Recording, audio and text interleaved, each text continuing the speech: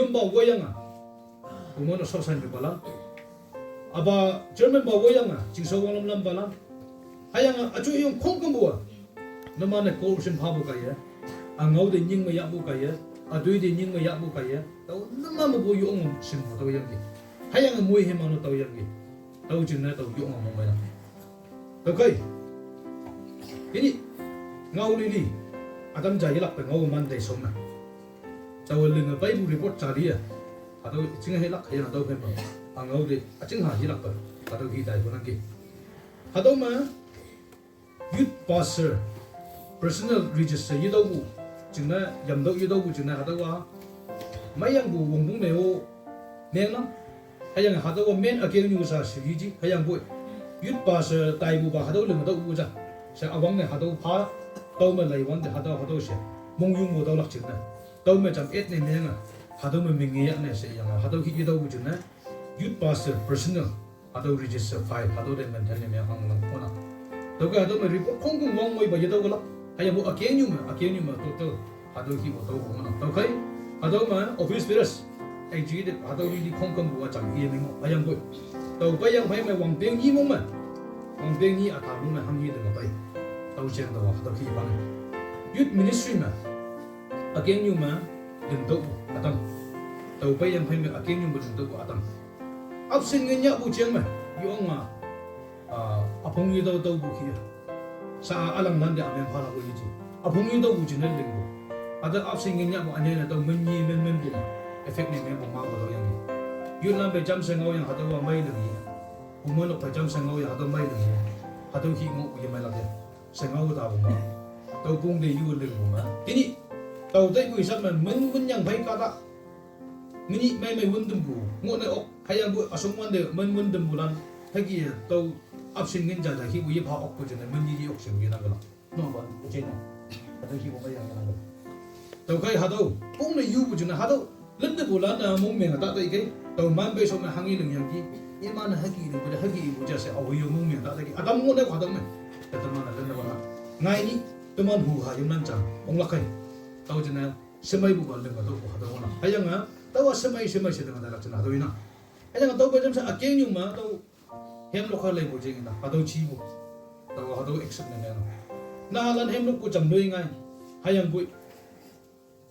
hem lo kha le bu mai music mai yang yana taw jina hadaw hi mai la kya na lan ne yang ma mai la kya se 2023 24 hadaw mu mai music class ya yang basic mai hadaw mai yang bu yi de basic mai ya bu hayang taw ma na hala yong mo mong pha bu ngi yang hayang ma bu yu ma tana bu de man bai na no ya lo ya wo yang ki lo ko ngi ma taw yong mo mong kam te mong mai na hadaw hi mai ngai ge se nyo ya se dai wa do ma hayang hadaw nyo yang gi yang hadaw sa agi la ko mai da na chana ma ana youth ministry ya abang ni youth program ya uta ba ya do se anglang ke bu mai la kya sa o wang dai do si ibu ne to youth ministry ma wang beng ma activities cha da hi bu ma competition se mo ka ayang taw lo ngo ya cha khala anam li daw hi mo ni meng ma ima lo hong li la ayang ima no se ya bo atam do lak se yang record register men ten ne me ma wang agi ya wang daw nang hayang taw yelak ba dai la hayang siyung bo hadaw hi bu competition ro me na hadaw hi bo lam ma hadaw le daw na ana youth members lan okay sang bulan atam de tamana government service ma ji alo cha ba ma ji agi hango dam hadaw imprecision certificate tan ha se de ma bayang ni taw hi bo yelak ba tamana de ma pha bai bo taw hi na sa ministry ma ling ma yum balan de ana taw soko winyu youth pass taman de ya am ma ji bo record me sai ba sau san do bo halan cha se photo to lak chen nei i hadaw hi bo oi tini yo taman kuma no hadaw hi a taw li ya phai me taw record man nang yam ma yung lak chen ne nang hei taw lak chen ne hadaw hi hadaw ka da sau san do bo ja ket in dai hadaw mam sa taw lak chen ne bo hadaw hi do mo na taw kai a ching frame mo cha do nang ana hadaw ma hadaw lok hai na bu hi ta dai pha taman bai yung nok alang hadaw pan ne wen bu ngai ni him ni na halan sium bu yi se kala hangge bu yung nok pan ne wen bai no se hadaw gi bu frame cha ana mini mai ma taman revival ya so bu hadaw o 2025 me taw mong de hu ya bu revival hadaw mo yang yong ma bang bang ayang bu awo ma phat nga yang speaker amai do yang hado khi revival yung yang to ngoi hayang mini mai do mana hado konyo nyu star o dai ngonang guyo sa akamba yok guya no mana tai do ya hado hi i ma ating mai ngai bu yang se do yung moi he man revival ya do se do hado de na to kai hado revival o decoration ne o hayang tai do lak chino se frame hado ma ding yang ngonang to kai hado khalak china hado wa ji photo ngonang sa office ma alak china ane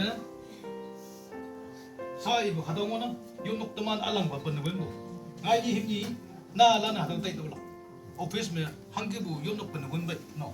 ini teman ba sen nang hayang bu ngai ni him ni ema na hado yung nok pen wen bu yang no se ni la hado ngonang ane to be jam se hado me sa ibu ki yut ni ba ya bu hado wa ini tai do lak chin bu hado frame decoration jari o tai do lak chin bu o ane to be jam se temporary yung nok ko among hagi ngo bu yang no sa hado hi bu remind de lak chin na hado ong na hado ya lak chin na to mon be yung ba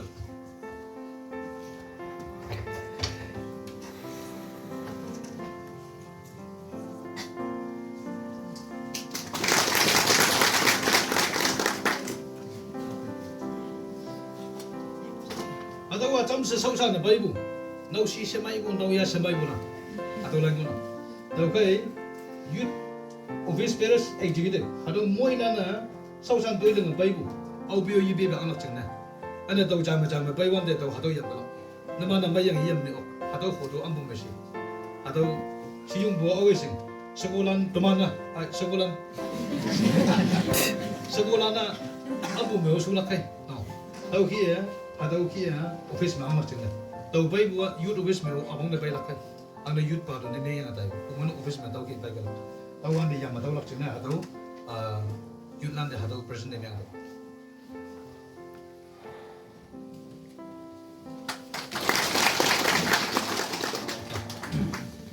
sai bu kia na le ne je na le yo me i ba ja ngai la ka ja si bu kia te la la nyo me MABD BABD nyo bu aga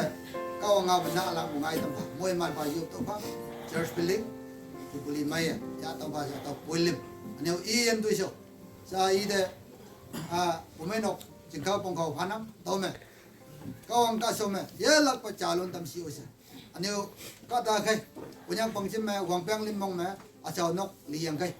sa thì á si bộ tông nó tao miêu ôi y phải nóc này mẹ là cái đó số mấy bộ ba tao sắp có mày tao mình nắc si mình đi si mày tại tao khai tao ôm mẹ y chừng nhiều nàng yêu tao mang chừng này sẽ chăm sẽ trả chừng này mỗi mang nhiều phải yêu mới là chừng nhiều